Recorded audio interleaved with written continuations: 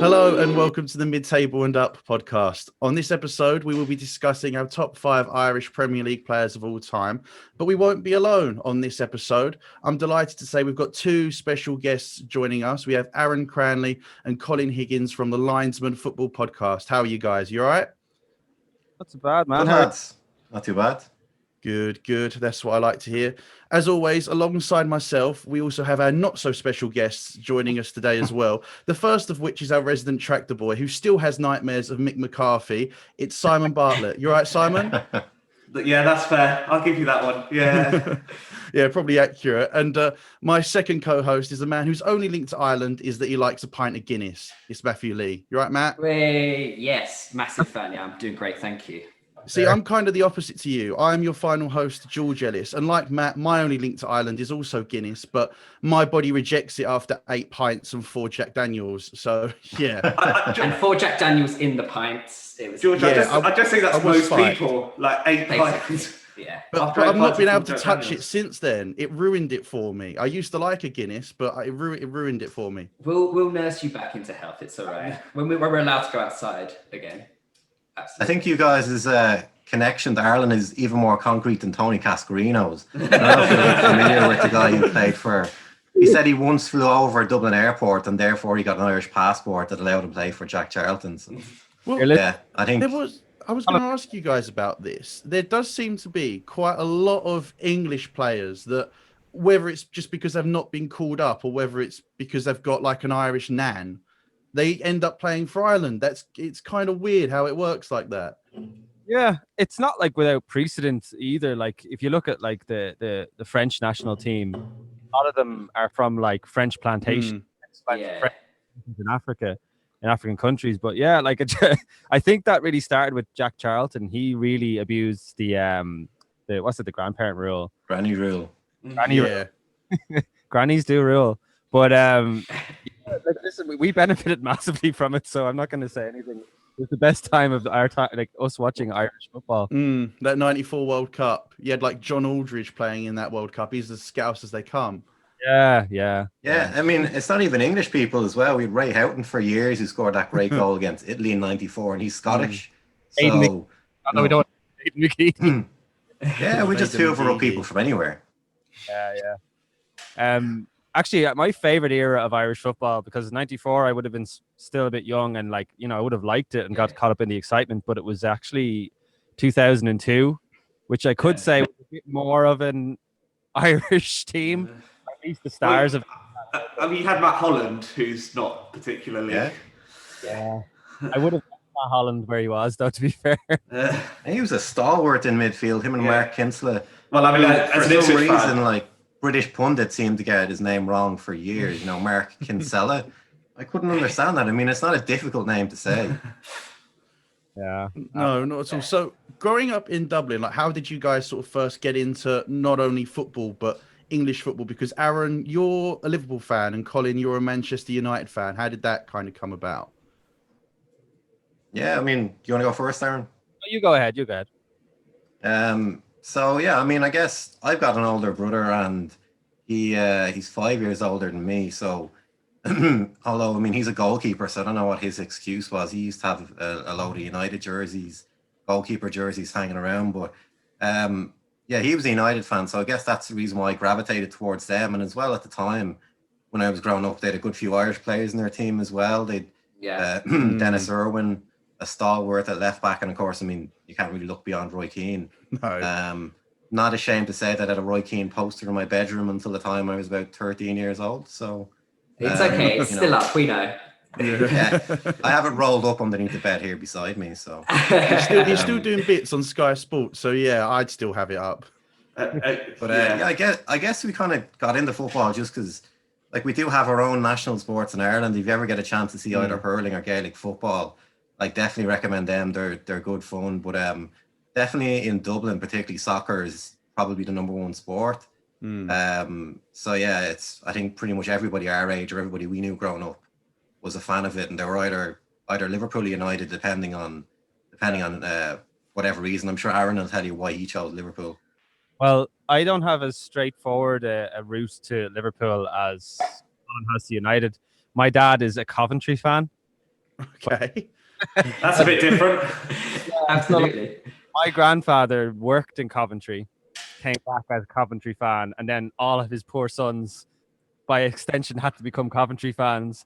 And they hark back to this like FA Cup win in 1967 or 74. I don't know. They always talk about it. My uncle has it on VHS to this day. He can't play it on anything. Times are dark. No, he keeps his VHS running. Just Okay. Keep it going. We need to watch the. Every time they come around, come watch the game. Come watch the game. like, I wonder what the score's going to be. But no, I think maybe it's my tendency towards being like underdog syndrome. But at the time when I went into school, everybody was like Manchester United fans because like it was like when they started winning leagues and that sort of thing. Yeah. And Alex Ferguson was like such a big like personality, and then you had like David Beckham and all that. But one of my friends was a Liverpool fan. I was like, I like the look of those guys. I'll be fan. I didn't realize the pain I'd be put through for so long. Well, it's kind of turned out all right in the last couple of years, though, isn't it? But like, you know, thinking back over like when we were asked to do this podcast with you guys, you know, I just was like looking over some of the players, and I was like, especially when I looked at like Robbie Keane, I was remembering like the Benitez era, and you're thinking like we're nearly there, and then it got so dark after that. And then Roy Hodgson era, man. And then you get, you know, Rodgers, who makes you believe for a minute again, and then it comes down again. Like, you know, it took a long time to get to Klopp and where we are now, you know. Yeah. And yeah, I don't know. I just my friend was a Liverpool fan. I used to watch the game. I loved Robbie Fowler, like, and I thought Robbie Fowler was just an unreal finisher. Oh, he was, and a good laugh as well. Robbie Fowler, yeah. He was hilarious. Yeah, that's probably their undoing, though. In fairness. Yeah, probably. So, Colin, Man United fan, are you holding out hope for the title this year?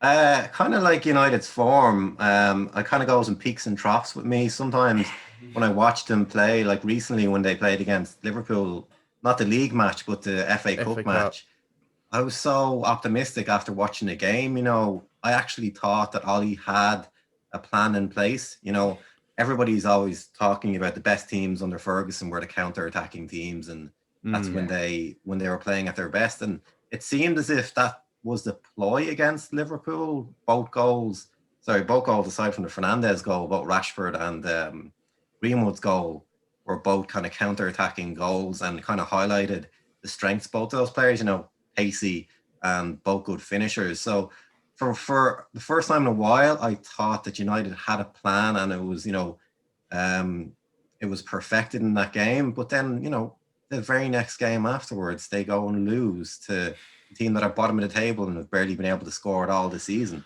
I was going to say the manner of the loss as well. That second goal in particular was horrific. I don't think I've seen defending ever as bad as that in the Premier League. I mean, statuesque is putting it mildly. I've seen statues move quicker than that. And quite curious. The thing is, you kind of knew it was coming as well. Like the ball dropped, and for whatever reason, I don't know whether it's just United or just teams this season have persisted in playing the ball out from the back. And you know, there's nothing wrong with just getting the ball and hoofing it 60 yards up the pitch if it's a matter of just getting it out of the box. You know, you don't always have to play fancy tiki-taka football, and it's for the majority of the time they've got away with it. But there is those chances or there's those times when you'll get closed down by someone in the box and you lose the ball, and then that's what happens.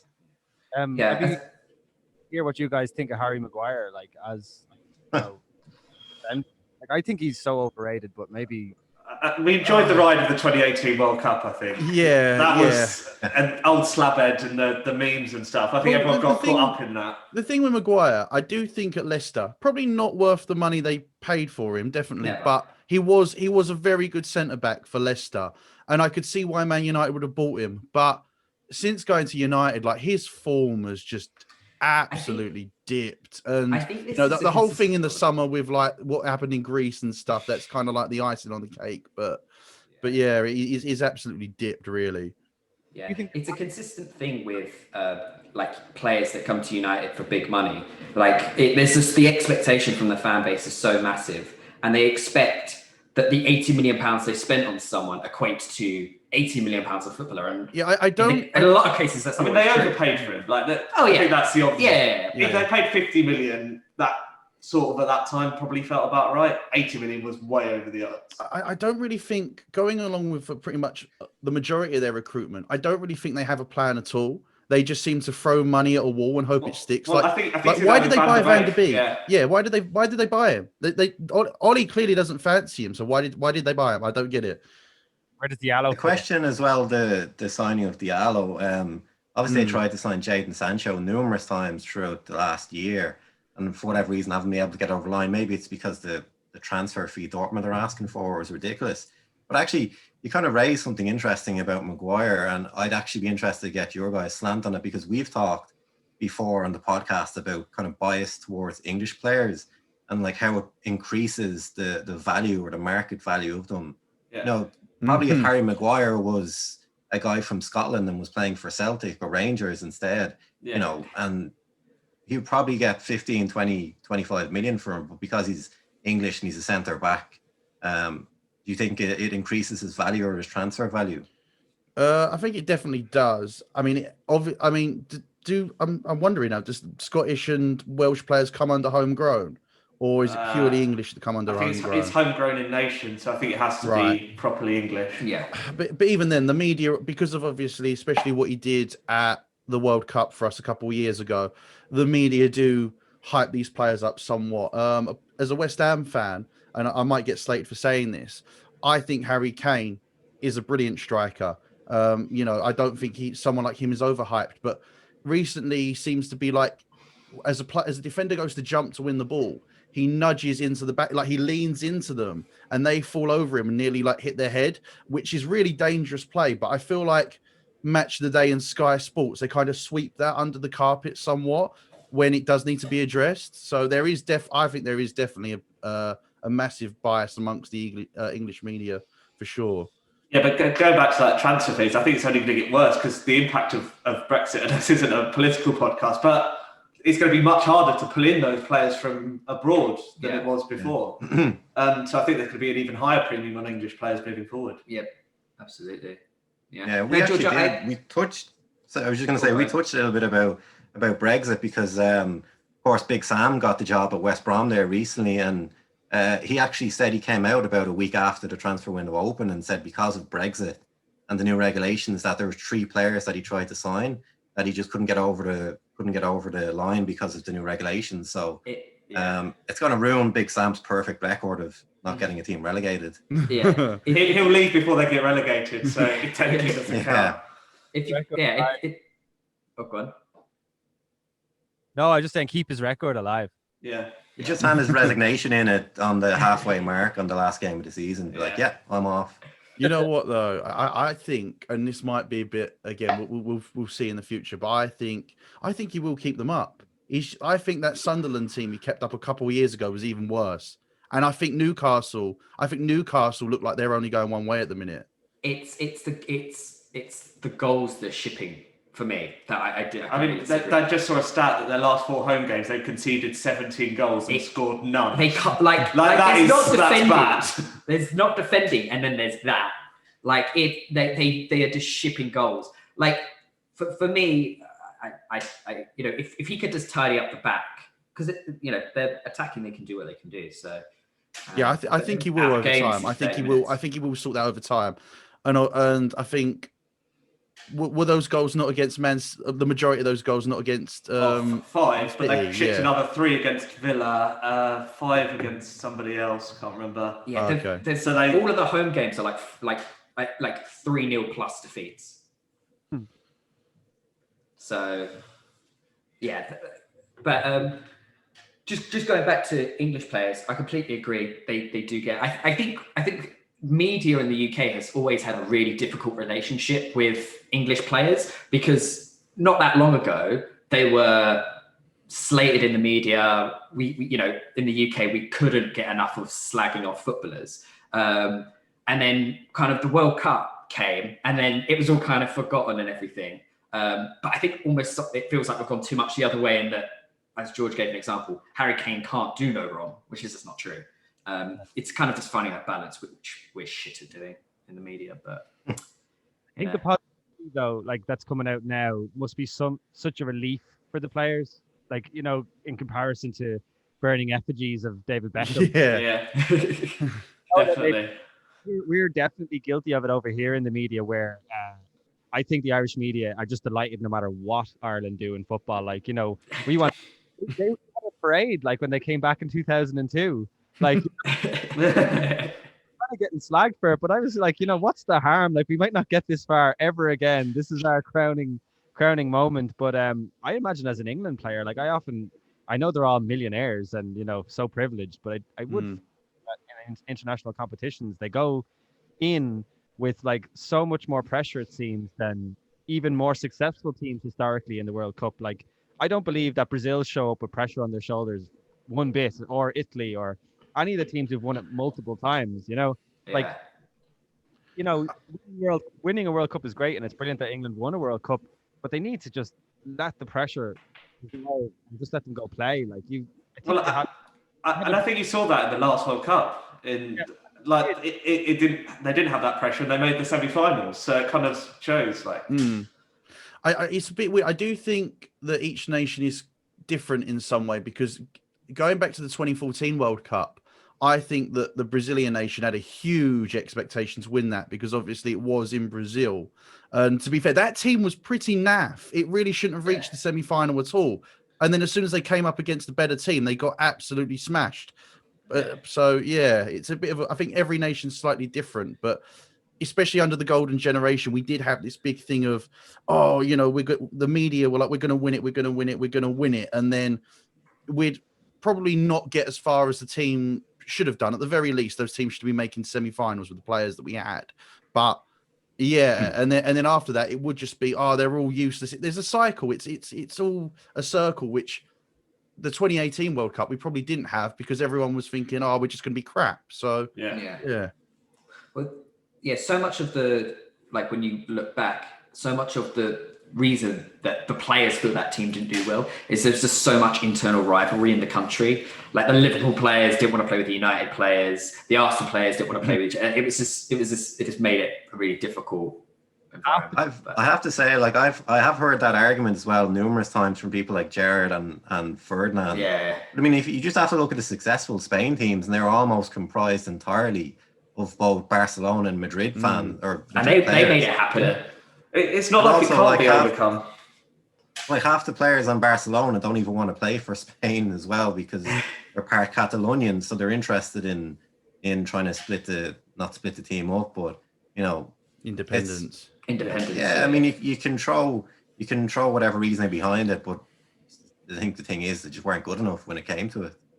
I mean, like, they also were quite unlucky at times. They only went out on shootouts, I know, a couple of times to Portugal. Yeah. So, like, a shootout, it's the luck of the draw. So they were unlucky as well. Like, yeah, I think the management as well. I just think that team, everyone else was. Yeah. We were playing 4-4-2 blocks. 4-4-2. When you know, we could have had Scholes. We could have had a 4-3-3 of Scholes, Lampard, and Gerrard, but we forced a 4-4-2.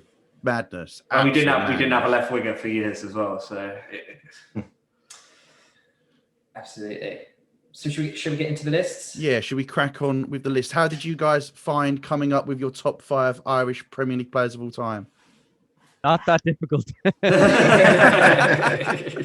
Easier than you'd imagine. We did. There was one position where we argued over it. So we talked about it, and almost instantly we came up with 5 players. And then we kind of argued over one position. Then we were arguing over that one position. We kind of went, actually, do you know what? Your man was decent. And he was all right, and that guy too. But I think there's 5/6 standouts that are kind of without argument, I reckon. One proviso there. The reason why we were arguing about the 6th spot is because when we made 5, we started thinking of it like a 5-a-side. And I believe this player might be better in a 5-a-side than perhaps the more talented choice. Right, okay, yeah. Picking them on like talent and, you know, what they did in the Premier League, I think I'd agree with Colin. But if I'm thinking of this as a working team, and I actually think it would work well as a 5-a-side team, I'd probably pick my pick, if you know what I mean. Yeah. But I might leave that one for last, Colin, will we? Yeah, let's do that. Did you want to Okay. get pick? I mean, to be fair, because obviously beforehand we did kind of think, oh, maybe we could do a top 10, and I wouldn't have minded doing a top 10 because that would mean that I would get to talk about Rory Delap, even though he was actually English but only played for Ireland. He just wants to talk about the long throws. That's all everyone wants to talk about. Put Rory Delap in our top 10. Well, don't get me wrong, that was all he had was that long throw. But I remember there was a point for about a year or two where teams would play Stoke and then they would rather kick it out for a corner than give away the throw, which is bonkers when you think about it. And they came to Upton Park one day, and I think we were the first team to do this. It was before we had electronic advertising boards. We moved all of our boards to about 2 yards away from the throw line, so he couldn't have a run up from it. So that was that.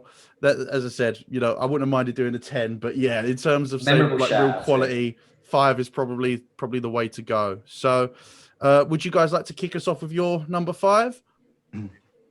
Yeah, so I guess if you're playing what Aaron just said, if we were doing a 5-a-side, you'd have the argument whether you'd have a goalkeeper or not, or where you'd have kind of like a stick defender, is what we call them, like someone just jumps in goal if the ball is near the box. But I guess like if you're going to look purely on goalkeeping quality and you're going to pick a goalkeeper, I mean, you can't really look past Shay Given. Newcastle, Man City, and Aston Villa, a few games I think thrown in there as well, but predominantly most of his career at Newcastle. Like and what was that? Is that Manchester City as well? Don't forget that. No idea. Yeah, he had like 3 seasons at City, but I think one of them he didn't really play at all. Yeah, when Joe Hart got in, sort of. Yeah. Ousted. But yeah, obviously, like Shay Given, you could have said Packy Bonner, but he didn't have enough of a time, I believe, in the Premier League. And Shay Given, he didn't play in the Premier League at all. He was at Celtic the entirety of his career. Yeah, I just thought of that there now.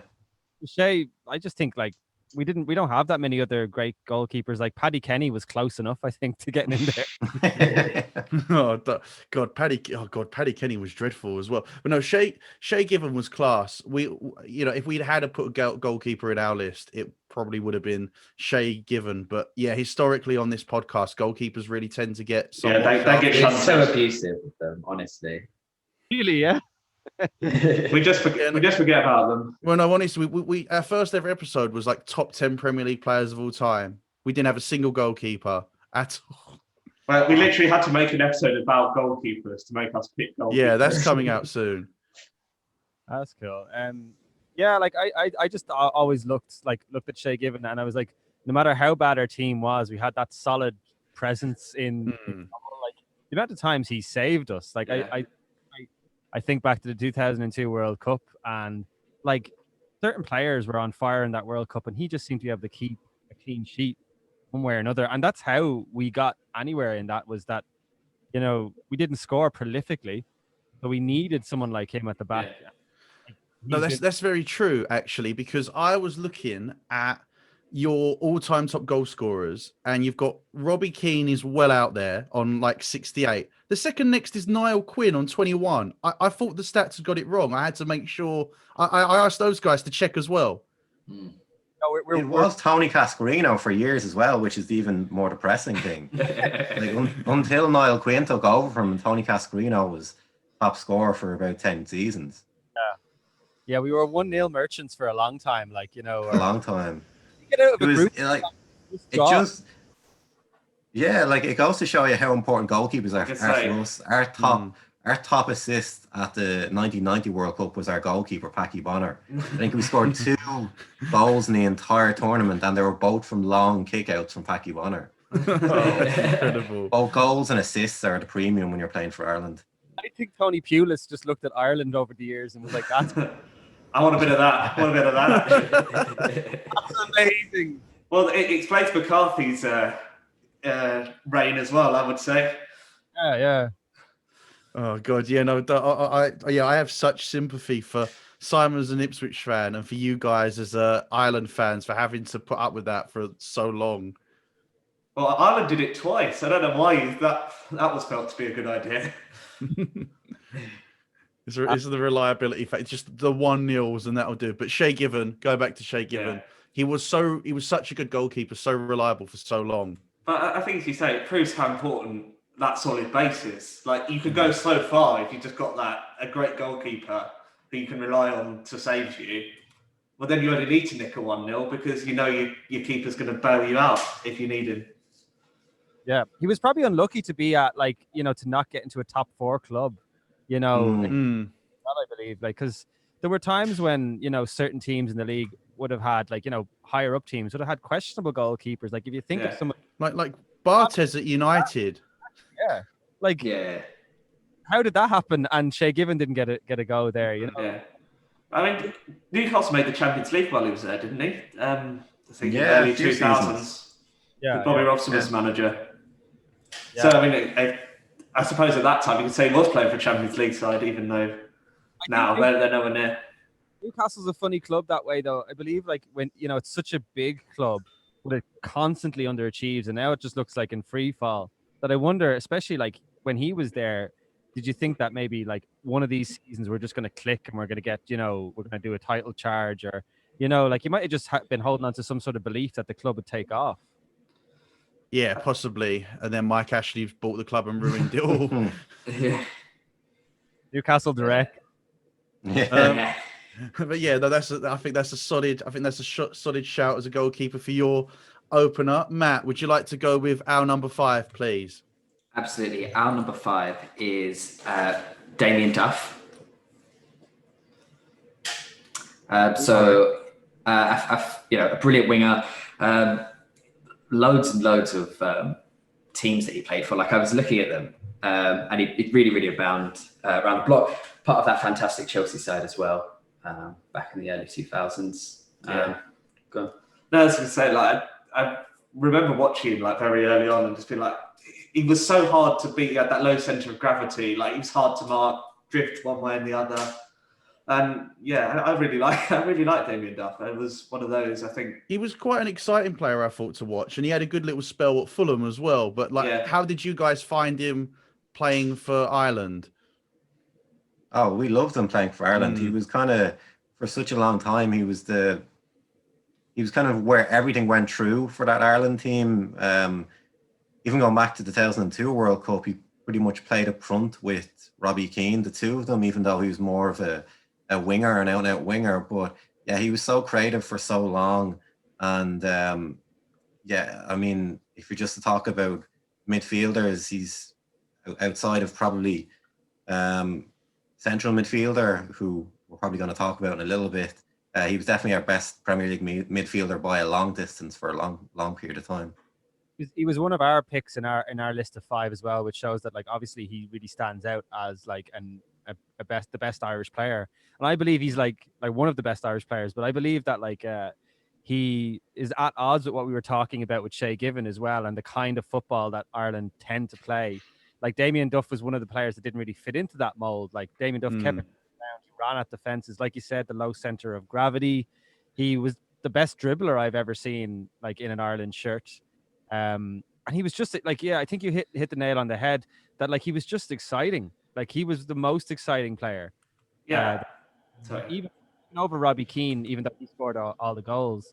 And one thing I just wanted to say about him as well is I thought that he was unlucky in a way when he was at Chelsea, that the amount of investment and that Iron Robin came in and stuff like that. And I was looking at the year he left Chelsea, and he went to Newcastle, obviously. And again, Newcastle has a certain draw, but Liverpool that same season were in for him, and they didn't get him, and instead got Jermaine Pennant. So close. Here's what you could have won. Any day over Jermaine Pennant. And just think of what could have been. Yeah, I mean, I think when we were putting our list together, I mean, as you say, we talked about a lot of the Irish players we had were kind of maybe more had that battling quality, a bit more gritty. Yeah. And I think that's why we kind of went with Damien Duff over a couple of other people, because he was that kind of creative spark as well. I think my favourite Damien Duff story I had, and I don't know where I came across this or heard this, but obviously I think it was Ranieri that possibly bought him in, or it could have even been one of Mourinho's first signings. But I remember hearing that when Abramovich's mother used to watch the Premier League games, one player that she always used to enjoy watching, that was her favourite, was Damien Duff. So, I mean, if Roman Abramovich's mother is not, like, you know, it's definitely someone I'd take. Exactly, yeah. Yeah, I think it also goes with when we're talking about him to talk about obviously that fantastic Fulham side that got to the Europa League final, and he was instrumental. Yeah, because I think no one expected that when. Well, I mean, the best result of that was when they beat Juventus 4-1 at Craven Cottage. That was absolutely mental. I remember watching that game and it's been like, this can't be Fulham are beating Juventus 4-1. Imagine the next morning. Can you imagine? The beers must have been flowing. They must have such a hangover the next day, surely. Well, even in that final as well, they were playing against Atletico Madrid, who still had Aguero at that point. Yeah, so Forlan as well. De Gea as well. So they were up against a proper team, and they were a bit unlucky not to go all the way in the end. But I mean, you talk about it being a good Fulham side. Was it? I mean, Bobby Zamora was up front. Don't be dissing Bobby Zamora, mate. I'm going to be dissing Bobby Zamora. It was, it's an overachieving. It was decent side. It was a side that was better than the sum of its individual parts. I'll put it that way. Yeah, probably right. But I brilliant. Think, David Duff was a key player in that, and a very good player in the Premier League. So Damien Duff is our number 5. Who's your number 4? Well, I reckon if we're going to be doing it like in order like that, I think Damien Duff probably would have taken 4th on our spot as well. Okay. Although maybe the defender we were arguing over, probably Aaron might have something to say about this, but we probably revealed. So we had an argument over 2 defenders. So one of them was for his pure footballing ability, and the other one was just because he was a jack of all trades and he could play and he was so versatile. So they both played for United. So one was Dennis Irwin, who we picked for his just footballing ability, great with set pieces, and like one of the first left full backs of his style or of his generation. Kind of set a precedent for full backs for 15, 20 years to follow him in the Premier League. And then the other one was John O'Shea. So both solid. John choices. O'Shea in there for his versatility. He had the most dangerous standing leg in all football, I think, John O'Shea. Yeah. Well, it's fun. It's funny because we didn't want too many players from one club in there, so we were debating between, I think it was Irwin and John O'Shea at some point as well. We ended up going with Irwin on ours, but it's just but John O'Shea, he had a great career at Manchester United. He was, and even after that, like there's a reason why he played for that club for so long and won what he did. And I think that versatility helped him, didn't it? Because he knew he could slide at right back, slide at left back, slide at centre back. I mean, it's just nice to have. I mean, when you play like Football Manager, those players are worth their weight in gold. You can stick them anywhere. Got an injury, pick John O'Shea. That'll do. Yeah, so and as a United fan, you're always hearing this cliche that United love bringing youth players through and they love developing young talent. But apart from like the class of '92, there was a huge chasm where, for 10 or 15 years, but there was players coming through, but very few were consistently staying in the team and staying around for a long time. And if you think like after the class of '92, you've got people like John O'Shea and Darren Fletcher and maybe Johnny Evans. They're kind of the only 3 that you can think of that were consistently around for a long period of time. So Johnny Evans is still playing and Darren Fletcher's back at the club, but like if you consider the amount of players that are going through that United academy, and he was one of only 3 that was able to consistently make it into the team. So, I mean, that says enough about him for me.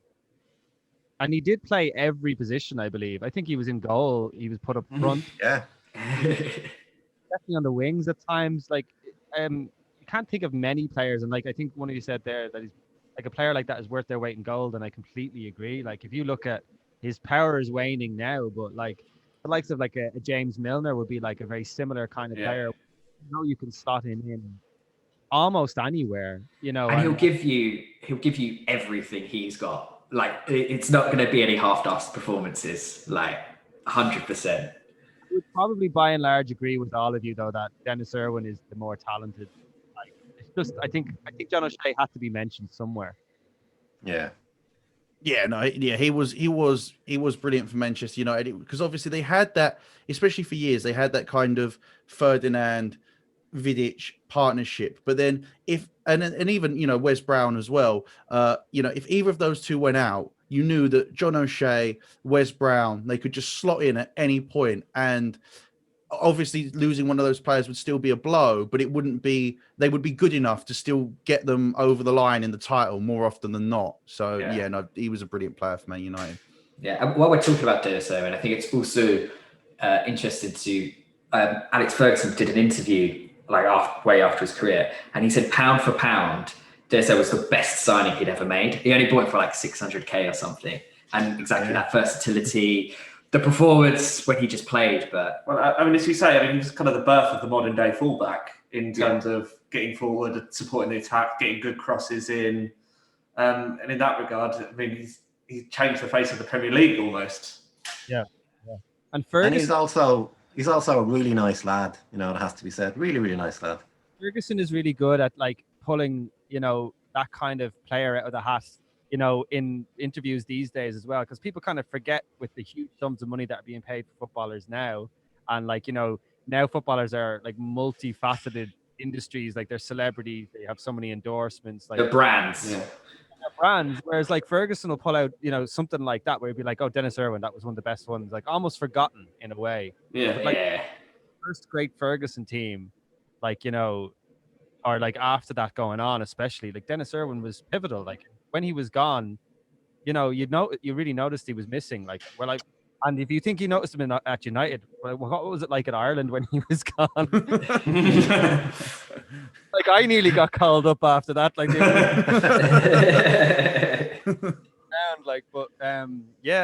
Dennis Irwin, Jesus, I wish we had him now. Yeah, absolutely. No, he was a terrific player. So moving into our number 4, we have gone with another fullback, funnily enough, but one probably a bit more closer to our time. We've gone with Seamus Coleman as our number 4. Consistently, especially he's been at Everton for what, 100 years now, something like that. And probably between, the last decade or so, probably the most consistent fullback in the Premier League, probably attacking and defensively as well, you'd probably have to say. Certainly up there. There was a point where him and Leighton Baines were arguably the best fullback pairing in the league. Yeah, arguably, definitely. He's a little bit. He's been unlucky with injuries in the last few years. I feel I do remember when you heard rumors of it being linked with bigger clubs than Everton, say, or more financially clubs than Everton. But that's kind of gone away in the last 4 or 5 years. But it's actually, I'm really surprised we didn't even mention Seamus Coleman, Colin. I think there's always the debate over how do you determine success? Is it via trophies won, or is it via actual talent? And I think just on the basis that he didn't actually, he hasn't won anything with Everton, I don't think we actually thought or include him in the discussion. It's interesting that you guys had him in there, and it shows that you can kind of forget sometimes about he is one of the best players on the Irish squad, especially maybe 2-3 years ago. He probably was the best player in the Irish squad. But was he captain as well for a while for Ireland? Have I got that right? I feel like he has worn the armband, yeah. Yeah, he still is. I think as well, consistency. I think it's such a. I know you talk about there's been a few injuries and stuff, but when he was fit and playing, you could always rely on him to do his job both defensively and also be a threat going forward as well. And I think when Moyes first went to United, I know there was big talk of Leighton Baines going to United, and I'm not sure if Coleman was maybe also wrapped up in that for a little while as well. He could have, at his best, I think he could have played for. Well, at points, you got to think at points when Man United had Raphael at right back. You got you got to look at that and say that Seamus Coleman would be a huge upgrade on that. And I think in terms of modern, you see fullbacks today, and some of them you talk about his defensive side of his game. Sometimes that can be lacking in modern fullbacks in terms of very good going forward.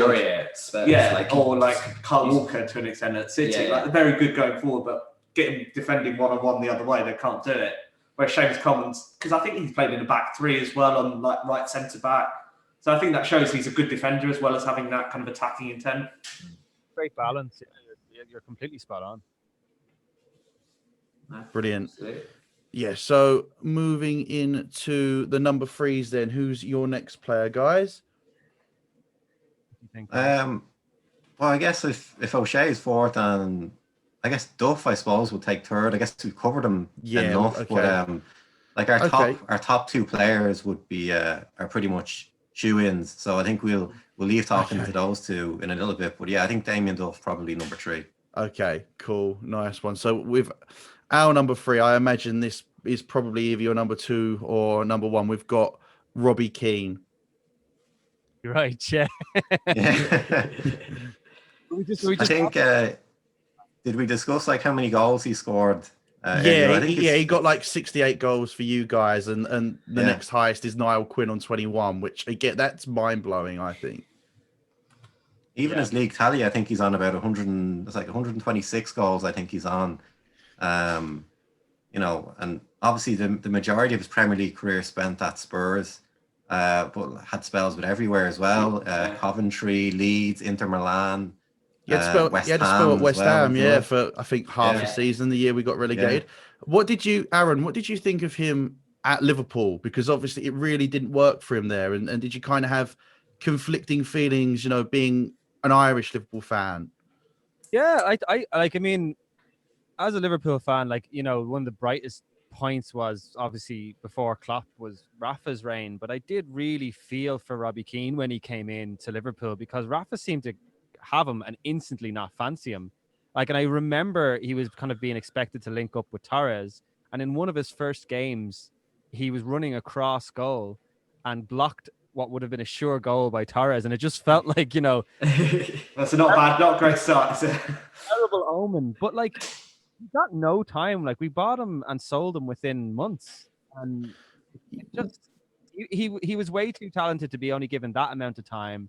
Benitez, as great a tactician as he was often too, you know, everything was too set in stone. He wasn't going to work around Robbie Keane whatsoever.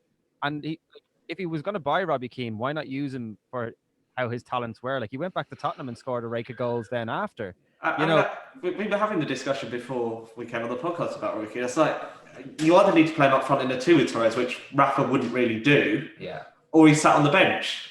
Those are the only, he wasn't going to get ahead of Torres. Torres was at that time one of the best centre forwards in world football. So, kind of, as you say, it was a bit of a strange signing, because if you're only going to play one up front, you don't really need Robbie Keane. You've got Torres. And I think Aaron raised a good point as well in the amount of time, because I think by the January he'd gone back to Spurs, which is nothing, and it then does kind of beg the question of, well, was he a Rafa signing or you know, maybe a board signing? Because if Rafa's not going to play him in a way that works, why bother signing him? Yeah, that was the question at the time, and I believe it's probably turned out to be true. And it was really tough to watch for Robbie Keane, because, you know, it was one of his 25 childhood clubs, and I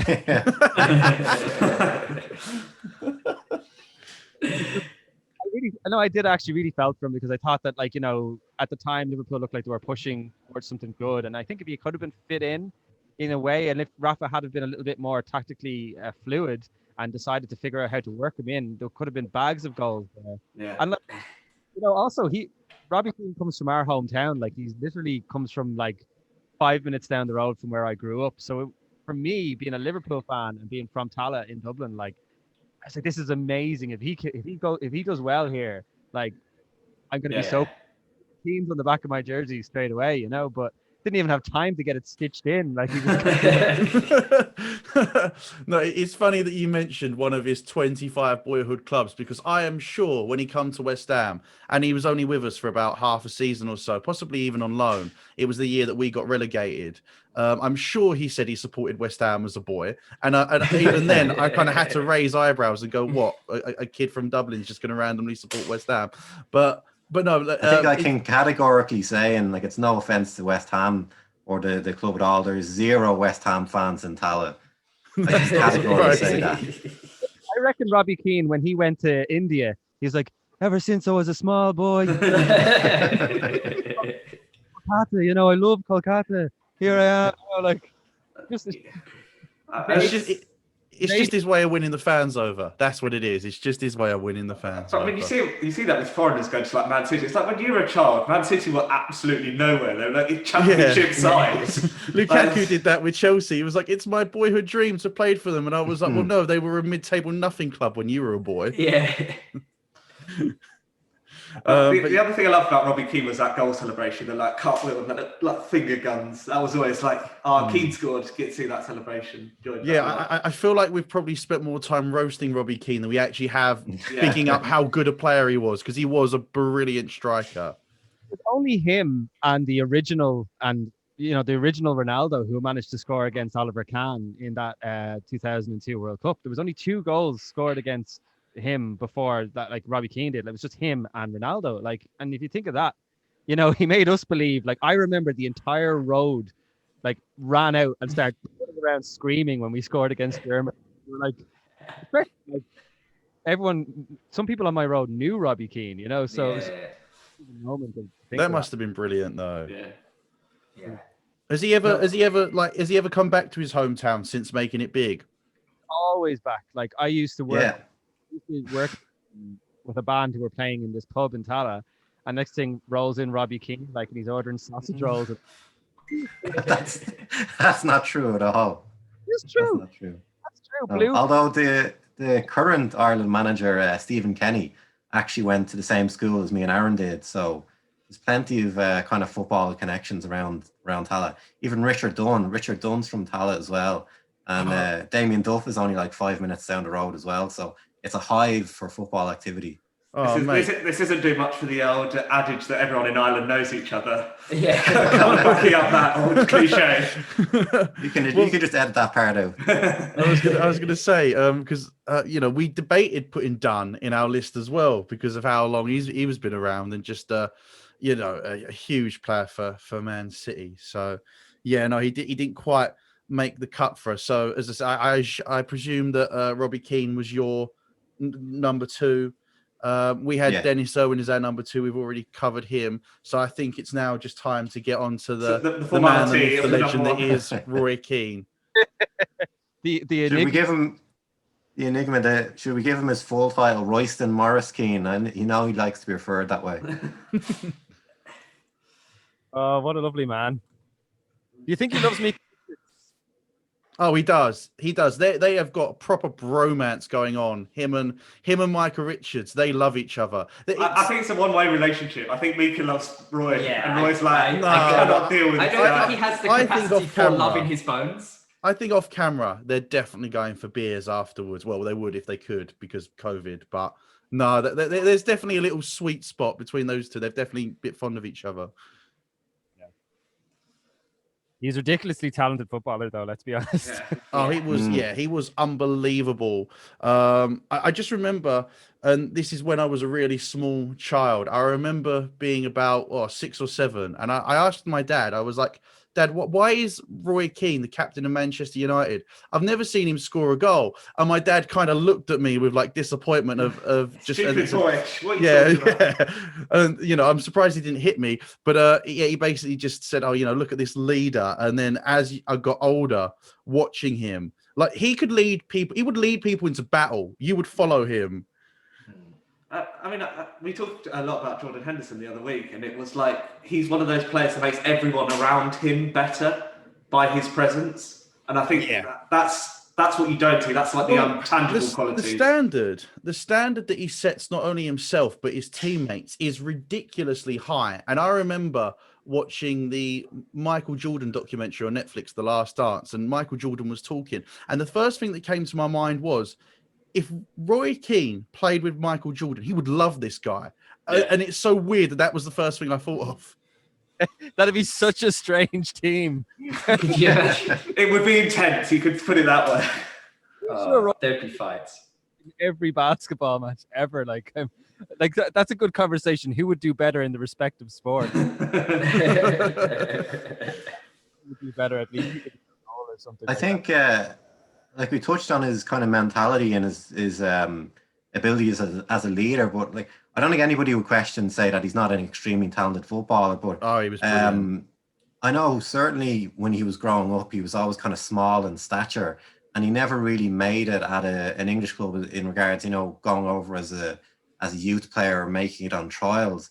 And if you read his autobiography, it's actually really interesting because he talks about being back in Cork when he was 16, 17, and his kind of routine was he'd get up in the morning, he'd watch Neighbours, and then he would just write letters and send them away to football coaches in England and try and get trials. And it was actually Brian Clough, who at the time was Nottingham Forest, who gave him a chance. So he had like the ambition and that drive, even though he didn't necessarily make it as a youth player, to like not really give up. But it's really interesting. Like, you can't really imagine nowadays a modern day footballer not going through the academy system and coming through. And then, he was just so determined that he didn't make it and just was writing letters every single day, just hoping someone would give him a chance. But I think that almost that aspect of, I don't want to say failure, but that aspect of kind of rejection at a young age, I think it's one of those things you kind of either you sink or you'll swim. And I think for some people, it's a mental thing, and they can just like charge through it, and they become probably much better players because of it than just from like a mental aspect. Because he was Mr. No Nonsense. Like, he didn't take shit from anyone. He was an overachiever as well. Like, if you think of his stature, like he filled that midfield up. Yeah. Like, as like quite a small guy. Like, when you saw him up against Patrick Vieira, he covered as much ground as Patrick Vieira. He broke up play just as much. And, physically, in terms of being physically gifted as like a destructive midfielder, and like, Vieira definitely had the better of that, but like, you would never have questioned Roy Keane as being lesser than Vieira. I think like Roy Keane won that battle. Well, I love that image in the tunnels when they're having that face-off, him and Vieira. That's one of those like iconic Premier League moments. The thing is, they almost made each other better because each one was trying to outdo the other, and it just made for incredible. When those two were head to head for the title, it just made for such incredible. You don't get that kind of fierceness even in the big games now that you saw back then. I loved when his allegiance was questioned by Vieira, though. I just want to get this soundbite in. And he went, "What's he talking about? He's from Senegal." I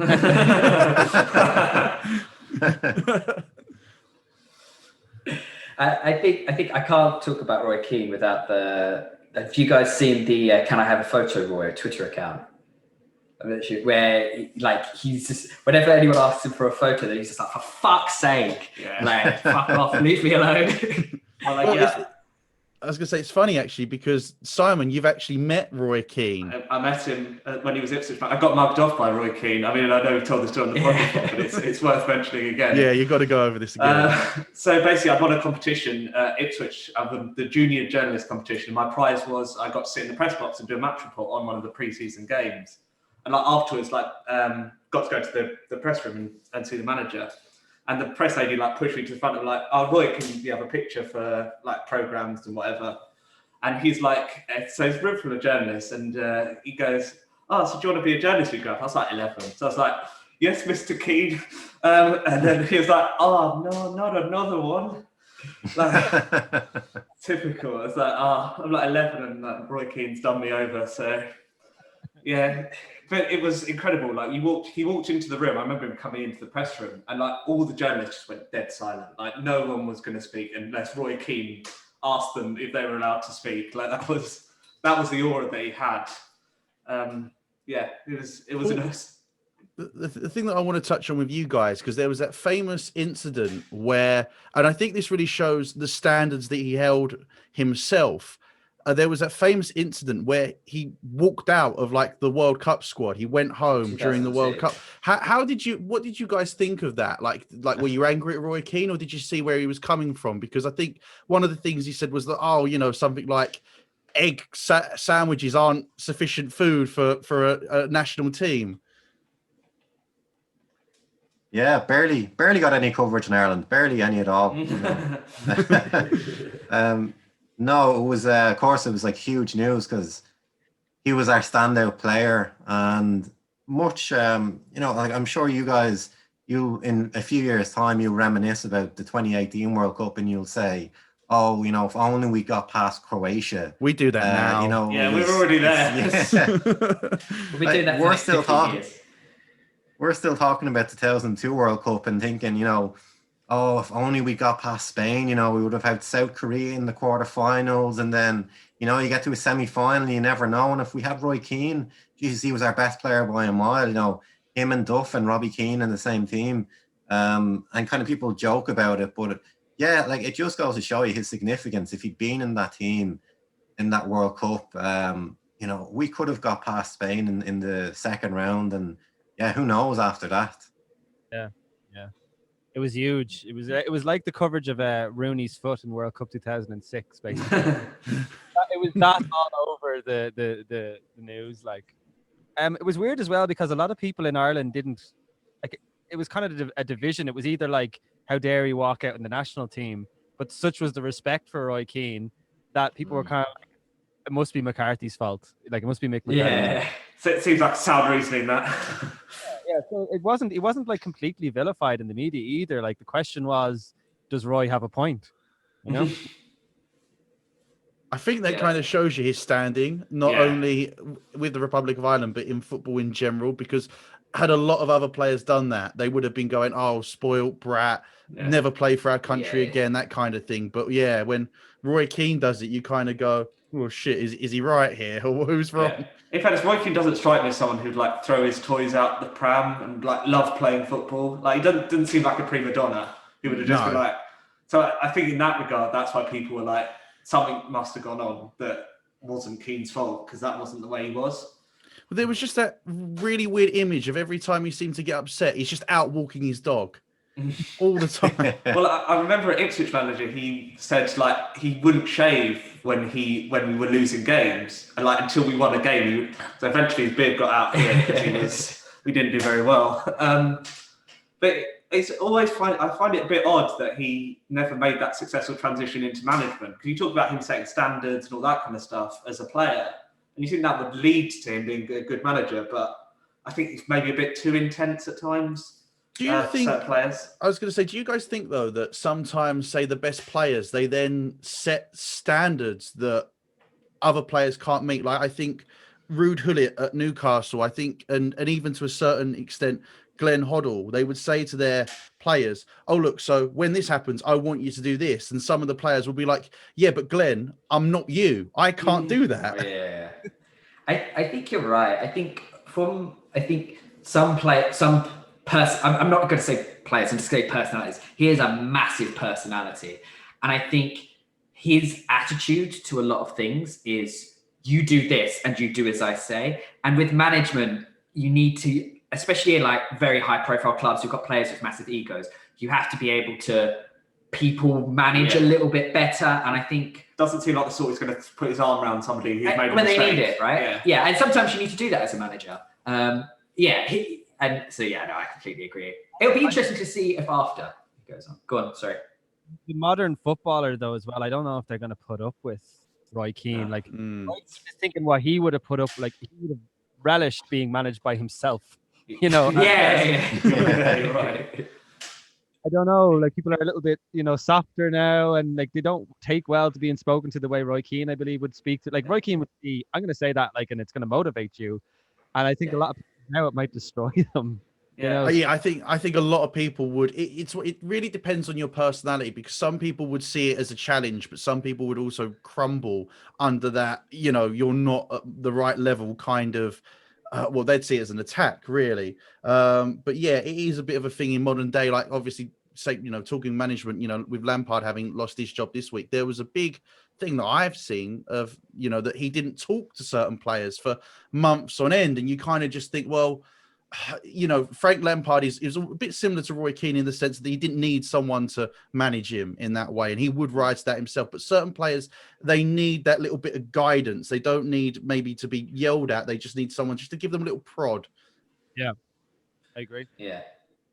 But yeah, it's like, it seems strange that some managers aren't capable of doing that. And I mean, like, if you know yourself, like, if you're Roy Keane, bring in an assistant who's capable of having a good relationship or a rapport with the players, because like that's just as important as having great tactical knowledge. Well, I mean, No, Roy Keane was assistant, wasn't he, at Villa and Ireland, wasn't he, for a brief stint as well? Yeah, So kind of, true, I think people kind of want him around the dressing room, but maybe not the guy who's talking directly to the players. Like, Roy, just stand back a bit at certain times. Someone just to rein him in and just be like, stay still. But no, who can rein Roy in? Like, do you want to? I don't. Fuck that. No, I'm not doing it. He's a terrifying man. And, but yeah, I mean, I think, and as he's got older, it almost feels like I'm not sure if it's gotten worse, but just like when you see his interactions on TV and with the public, he's still exactly the same. Well, I love when David De Gea made a mistake in the game against Spurs last season. It's like, I'd have punched him. I wouldn't let him back on the bus. Like, I'd have punched him. I'll give you a good one, right? Our like longest running TV talk show, the Late Late Show. It's like an Irish talk show. It's like kind of like Graham Norton, but like drier. He like is an advocate for dogs trust. You know the way he loves his dogs, right? And he's in an interview, and it's very strange to watch him sitting there doing an interview, holding this lovely dog, and he's like a teddy bear with the dog. There's this kid that comes on who's a big fan of Manchester United and gets to meet him, and the kid is adopting this dog. And Roy Keane, you know, for a second looks kind of softly and hands the kid the puppy, and then he says, "Now you take care of that." Moment in the thing, like, and another point, the host of the show, Ryan Tuberty, is trying to feed the kid like questions, and Roy says, "Let him ask his own question," and he just takes charge of everything he does. And I don't think he's mellowed one bit. I think he's just as intense. I can't imagine being his wife. Oh gosh, yeah. What do you call this dinner? Like, you need to try harder next time. Come on. Yeah. Well, you know, going back to that whole relationship with Micah Richards, it's because they're almost polar opposites, and I think that's probably why it works so well. Yeah, definitely. Buddy movie. Yeah. That is a buddy comedy I'd like to see. Mika and Roy Keane. See that, like Roy Keane, the old grizzled cop, and then Mika, the young upstart. It'd be great. I know that Roy is looking at him with such derision as well, because when Mika's given his opinion on like things about the game, Roy in his head is constantly doing this with even the best of players, going, "What did you do? What are you talking about?" I'll speak about that. Don't worry about it, like kind of thing. Like he looks at him like, "You joke," and I don't think my joke, but Roy Keane thinks everyone is. I mean, you look at what he's won. I think he's earned the right a little bit to be like that. Yeah, it goes back to that standard that he not only holds himself, but he then expects everyone to hold themselves to that same standard. And then if he thinks they've let go even just a little bit, he'll then just destroy them. He'll just bring them down, and you'll just be like, "Oh, I think they're maybe a little bit overboard." But it's just, it's why he has been as successful as he has been, not only in like as a player, but also in his punditry career as well, because he doesn't 100% all the time. He doesn't accept anything less. Very true. Yeah. I think I would argue, like, recently in his punditry career, we talked about his relationship with Micah, and it does seem as kind of Sky Sports are gravitating more towards Carragher and Neville as the kind of serious side of the punditry, and kind of pairing Roy and Micah Richards together for kind of the sound bites for their social media channels. Yeah. It kind of seems like that's the way they're going. Yeah, I think you're right there to a certain extent. I mean, I want to say you need a little bit of both. And when a Man United or a Chelsea, Liverpool, one of the bigger clubs, if they drop points, pretty much whenever, really, like Roy Keane will be there, digging them out for that. And then, of course, you might then get him and Micah Richards bantering off of each other a little bit. And then, like the Monday Night Football stuff, they'll leave that to Jamie Carragher and Gary Neville to dissect from an analytical standpoint.